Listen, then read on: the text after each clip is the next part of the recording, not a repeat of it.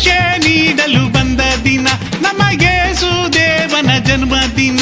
ನಮ್ಗೆ ರಕ್ಷೆ ನೀಡಲು ಬಂದ ದಿನ, ದನದ ಹಟ್ಟಿಲಿ ಹುಟ್ಟಿ ಬಂದ ನಮ್ಮ ದೇವ ಪುತ್ರನ ಜನ್ಮದಿನ.